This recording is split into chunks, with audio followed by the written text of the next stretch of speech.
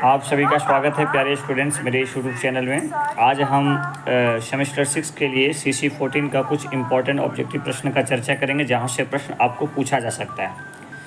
प्यारे स्टूडेंट्स, आपको पूछा जा सकता है कि नाटो की स्थापना कब हुई। तो नाटो की स्थापना जो है सो 4 अप्रैल 1949 ईस्वी को हुई थी, एकदम याद रखिएगा।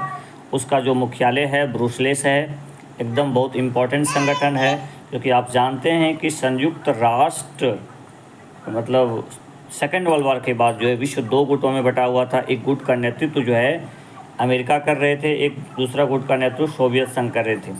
तो अमेरिका वाला गुट का जो एक बहुत महत्वपूर्ण संगठन है नाटो, ठीक है। और नाटो से रिलेटेड आप जानते हैं कि रसिया और यूक्रेन के बीच में घमासान युद्ध हुआ था, है ना। तो चलिए आगे हम चर्चा कर सकते हैं। आपको पूछा जा सकता है कि अंतर्राष्ट्रीय मानवाधिकार दिवस कब मनाया जाता है। 10 दिसंबर को मनाया जाता है, एकदम याद रखिएगा, बहुत इंपॉर्टेंट है। आपको पूछा जा सकता है कि संयुक्त राष्ट्र संघ का मुख्यालय कहाँ है। आप सभी जानते हैं न्यूयॉर्क में है ना। तो इसको थोड़ा सा ध्यान में रखिए। संयुक्त राष्ट्र संघ का जो है सो मुख्यालय जो है वो कहाँ पर है, न्यूयॉर्क में है। आपको पूछा जा सकता है कि संयुक्त राष्ट्र के सुरक्षा परिषद में कितने सदस्य होते हैं। तो 5 सदस्य अस्थाई होते हैं और 10 अस्थाई सदस्य होते हैं। 5 अस्थाई सदस्य कौन हैं? अमेरिका, फ्रांस, आपका जो है सो ब्रिटेन, रशिया और चीन। रूस, चीन, है ना, रूस, चीन, फ्रांस, ब्रिटेन और अमेरिका, ये 5 अस्थाई सदस्य होते हैं और 10 अस्थाई सदस्य होते हैं। आपको पूछा जा सकता है कि वीटो पावर क्या है। आप बता दीजिएगा कि संयुक्त राष्ट्र सुरक्षा परिषद के जो 5 अस्थाई सदस्य होते हैं उनको जो है बहुत महत्वपूर्ण शक्ति है वीटो पावर। वीटो पावर क्या होता है? यदि कोई प्रस्ताव के विरोध में कोई भी एक सदस्य मेंबर यदि उसको विरोध कर देता है तो इसका मतलब है कि वो प्रस्ताव पारित नहीं हो सकता है। इसी को जो है सो वीटो पावर कहा गया है। और ये वीटो पावर जो है संयुक्त राष्ट्र सुरक्षा परिषद के जो अस्थाई सदस्य हैं उसको दिए गए हैं। आपको पूछा जा सकता है कि मानवाधिकार क्या है। मानवाधिकार मतलब क्या है? जाति, लिंग, धर्म, है ना, के बिना भेदभाव किए जो अधिकार सबको मिले हैं उसी को बोला जाता है मानवाधिकार। एकदम ये सब चीज़ों को याद रखिए। शॉर्ट प्रश्न में आपको पूछा जा सकता है। आपको पूछा जा सकता है गुटनिरपेक्ष आंदोलन से भी प्रश्न आपका रहेगा, तो थोड़ा सा ध्यान रखिएगा। गुटनिरपेक्ष भारत के संदर्भ में देखें तो पंडित नेहरू जी का बहुत बड़ा योगदान है। इसका प्रथम सम्मेलन जो है बेलग्रेड 1961 में हुआ था। एकदम ये भी आपको दिमाग में रख लेना है, ठीक है। तो चीज़ें जो है इसको सब कुछ वही रहेगा, बहुत हड़बड़ाना नहीं है। थोड़ा सा चलते चलते उसको रिवीजन कर लीजिएगा।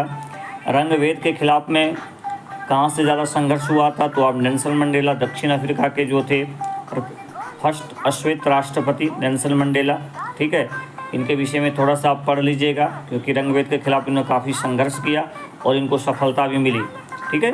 तो ये सब चीज़ों को थोड़ा सा पढ़ लीजिएगा। यानी संयुक्त राष्ट्र संघ की स्थापना आपको पूछा जा सकता है। तो 24 अक्टूबर 1945 को जो है सो इसकी स्थापना हुए थे, है ना।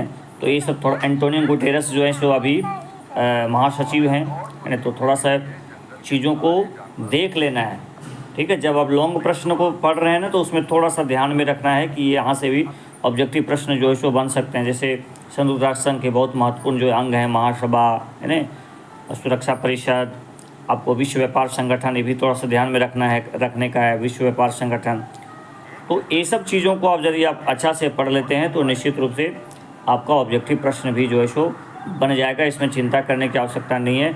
नाटो से ऑब्जेक्टिव प्रश्न भी पूछा जा सकता है, शॉर्ट प्रश्न भी आ सकता है। लॉन्ग प्रश्न में तो आपका फिक्स है शीत युद्ध, सोवियत संघ अमेरिका के बीच जो बातचीत का युद्ध तनाव था, क्योंकि अमेरिका चाह रहे थे कि भाई हम अपना प्रसार करें, अपने क्षेत्र को बढ़ाएं, और यानी सोवियत संघ चाह रहे थे अपना जो है सो वर्चस्व को बढ़ाएं।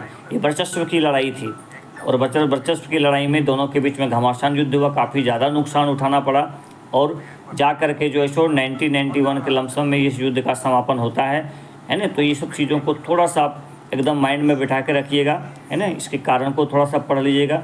तो शीत युद्ध से 100% प्रश्न बनेगा। संयुक्त राष्ट्र संघ से इम्पोर्टेंट प्रश्न जरूर बन जाएगा इसको, है ना। और उसके बाद रंग भेद के खिलाफ में जो संघर्ष हुआ, मानवाधिकार, ये सब चीज़ें प्रश्न बनेगा। गुटनिरपेक्ष से प्रश्न बनेगा, है ना। और उपनिवेशवाद और साम्राज्यवाद, और एक तीसरी वर्ग थर्ड वर्ल्ड क्या है, तीसरी दुनिया क्या है? एक दुनिया ऐसा था जो उपनिवेशवाद और साम्राज्यवाद का दौर था, जिसमें ब्रिटेन बहुत आगे था। लेकिन द्वितीय विश्व युद्ध के बाद देखे होंगे कि जैसे जैसे स्वतंत्र देश होते गए अपने लंबी संघर्ष के बाद, तो एक नया थर्ड वर्ल्ड बन गया जो क्या चीज़ का विरोध करता था? रंगभेद का विरोध करता था, उपनिवेशवाद का विरोध करता था, साम्राज्यवाद का विरोध करता था। उनका अपना अलग सोच था, स्वतंत्र विचार था। वो नहीं चाहते थे कि हम किसी दूसरे देश पर आक्रमण करें, उस पर उपनिवेश स्थापित करें, उस पर कब्जा करें, उसकी संप्रभुता का हनन करें।